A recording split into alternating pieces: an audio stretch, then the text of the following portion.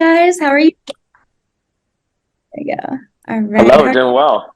you today? So my name is Lucy. I'm a writer for The Nocturnal. I know that you guys are extremely busy right now with your album rollout in preparation for this new era and tour, which I can't wait to dive into with you guys today.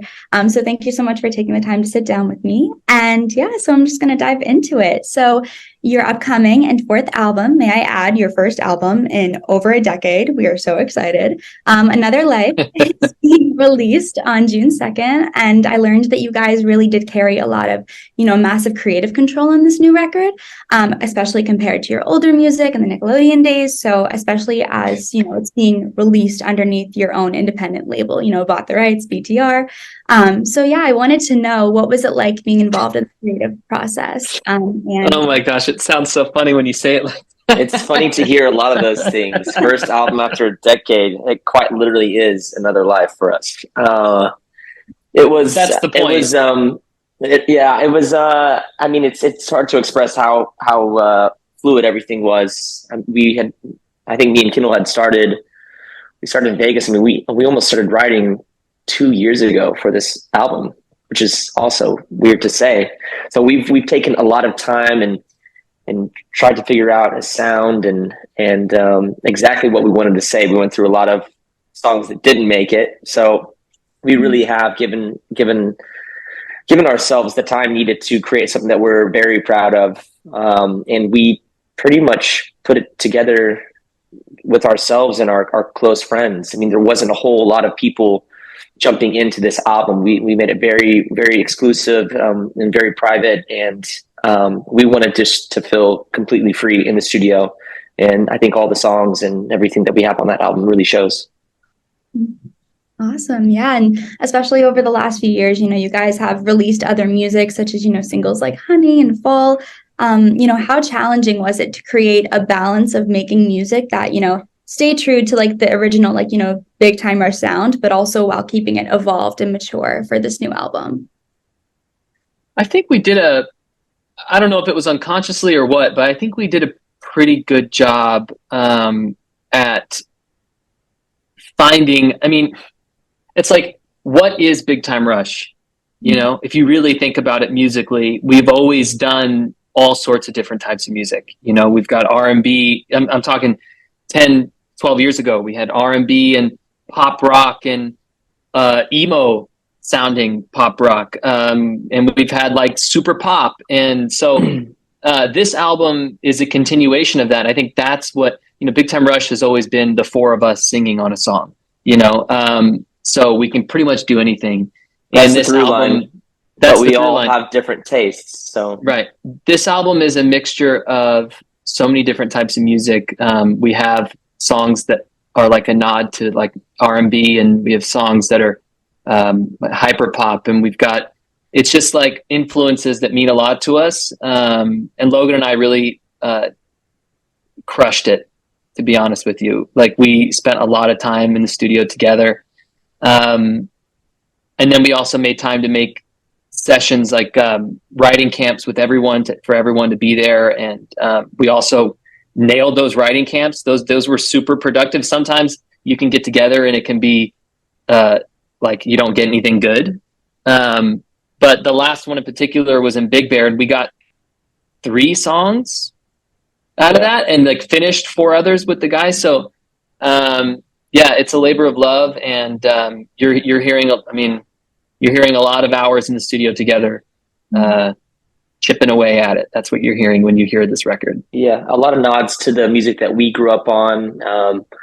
A lot of these are just sonically something that we connect with musically. We have certain sounds in there that feel very, very much like what we grew up on, and then things that we love listening to now. And so you do kind of have this melting pot of different sounds, kind of like Kendall said. We've always kind of done that with our music.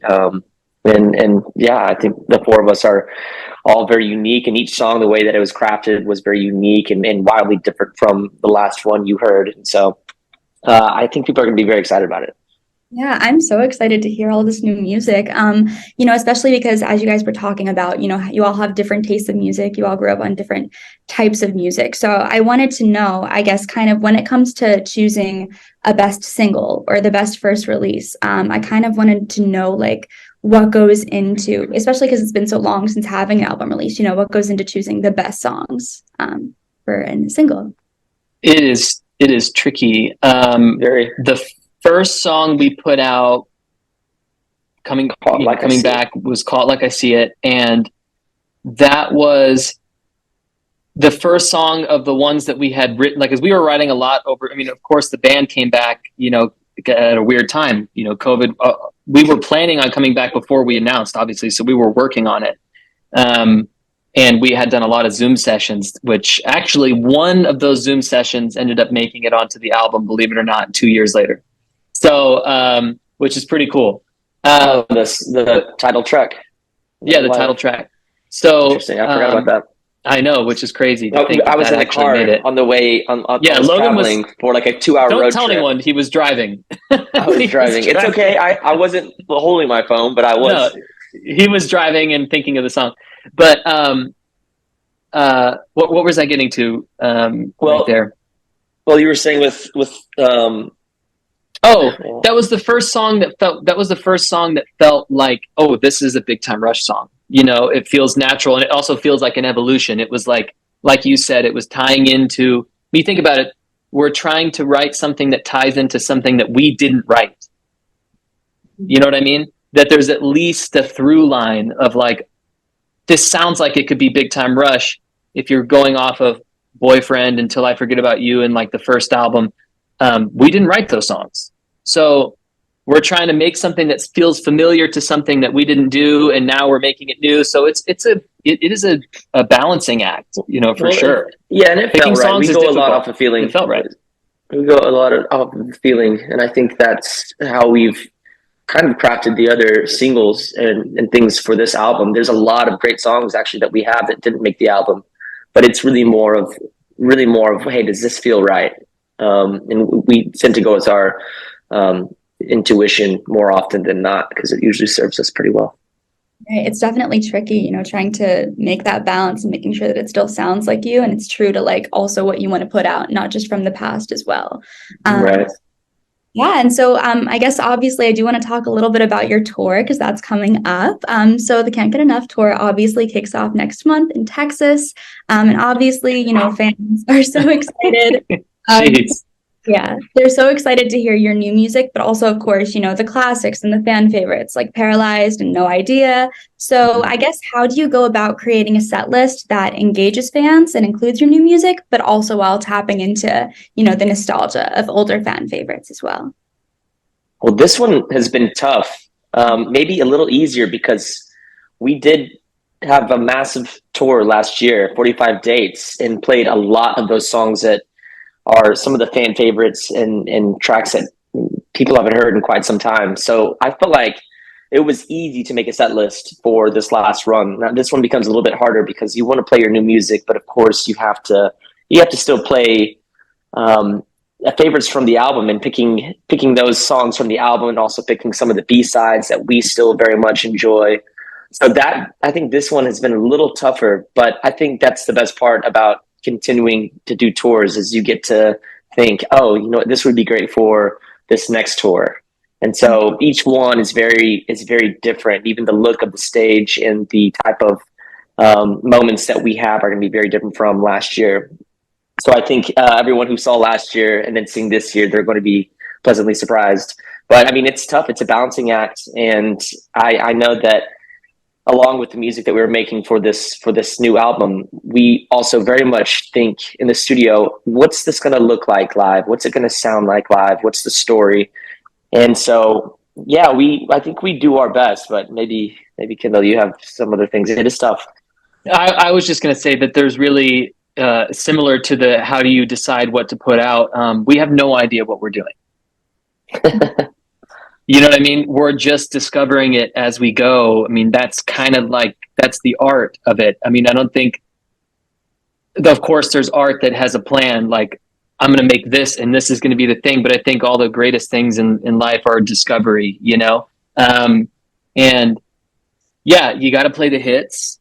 We also have a ton of quote unquote B-sides, you know, songs that are popular, but, you know, maybe not everybody knows, you know, it's like a lot of those. And then, yeah, trying to decide. I mean, I would say that this one is more challenging because we are introducing more new music. So inherently that takes up spaces in the set, which means that you have to figure out, you have to be very, very particular about which other songs besides the ones that you have to play. You know, that's probably the hardest part, is finding out those songs. Lucy, the only thing you need to know is that it's going to be an amazing It's going to be incredible. Yeah. The music's going to be awesome. Okay. No worries there. Yeah, I really, really hope I get to catch the show live this summer. I'm excited. Yeah, absolutely.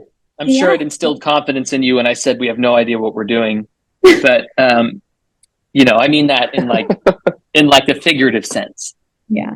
Yeah, like you guys will pull it together and it'll be an amazing show. So in terms of also like your tour and your fan base, on the topic of your fan base, you know, they've stuck with you guys through the Nickelodeon days and the hiatus, which was a really rough time, of course. And then you have, you know, you're supporting your solo projects. So I remember even to now, you know, being 8 or 9 when I'd first watched, you know, Big Time Rush back in 2009. So I kind of wanted to know, like, how does it feel for you guys, you know, as a band to interact with fans who have grown up and matured alongside both your music and the band? You know, it almost seems like it means more to people now than it did then. Which is really weird. Back when we were playing these giant shows, you know, you'd look out in the crowd and it was all a mix, but it was primarily younger people like you know, at the time, 8, 9, 10, 11. Our meet and greets looked very different. There, of course, were, you know, people who are closer to our age. Maybe there was girls that were 22 or 20, whatever at the time. We were maybe 19 to 23. But the audience looked very different. Now we look out and it's a totally different thing. You know, like people are smoking weed at our concert, which is just not something that happened back in the day, you know? That's your parents, really. Just, you know, yeah, right. The audience. I was going to say, though, the same songs. That's my mom and dad. That's my mom and dad in the audience. Sorry. The same songs that always hit. They hit the same way, but they hit a little bit different. There's different meanings to it. I think this band has always wanted to kind of be generational. I think any good musician or any good artist wants to find something new about themselves and do things different each step of the way. And I think if we continue kind of on that path and staying curious while still playing into the feeling that we had from album 1, I think that's kind of the magic of it all. It's just kind of like some interesting story that keeps on unraveling itself. And I love to hear like those songs that you loved whenever you were a little younger, and then hearing them now, you're like, oh man, actually this means something a little bit different to me now. That's kind of like the joy of music and the joy of writing. So I think as long as we do that, we'll be in a good place. Yeah, absolutely. Especially because, you know, you have your fans from back then, of course, and who have stayed with you until now. But then also you have this newer audience who, you know, maybe weren't fans back in the day, or maybe they're a little bit older and they kind of are attracted to your music and your new sound, which I feel like is obviously, you know, very important to pull people who are like new fans for your new music, of course. Yeah. So my last question is kind of also speaking a little bit more about fans and tour. So I kind of wanted to know, you know, as you prepare to hit the road this summer for tour, you've obviously invited Max and Jax as your supporting acts. So I wanted to know, what can fans expect from your tour and this new era of, you know, Big Time Rush and your new music in general? Wow. I mean, lucky us, because not only is our show going to be incredible, but we are bringing 2 unbelievable performers on tour with us. Jax is amazing. She's one of the best songwriters out there. She's also like a banshee on stage. She's incredible. And then we have Max, who is just like one of the slickest and smoothest performers out there. We've seen all the different kind of iterations of Max too, and each one is so different, and but just as equally as exciting and pleasing to watch. Yeah, Max is constantly evolving. So it's going to be one hell of a show. Well, we just got our renders back actually right before we jumped on this call. So we had the renders of what the stage is going to look like. I loved our stage setup for this last year, but each tour we do something a little bit different, and this is something that we've never done before. So I know visually it's going to be really pleasing, and I think as we're narrowing down this set list and the songs that we have, I think again there's going to be songs that I don't know if we have ever played live. So that's I think some of the most exciting thing to look forward to for tour. Yeah, well, thank you guys so much. I'm so excited to hear this new album literally just in a few weeks from now. That's so exciting. After a few Crazy. years of work. Yeah. But yeah, thank you guys so much for speaking with me today. I'm so excited to hear the album, like I said. And yeah, it was so nice meeting you guys. So thank you so much. Nice meeting you. Thanks, Lucy. We'll see you at a show. See us this summer. Yeah. Legion Beach. Absolutely. There we go. Awesome. I was going to say, that looks like New York in the background. I see tall buildings. Yeah. Yeah. Well, awesome. Well, we'll see you there. Thank you so much.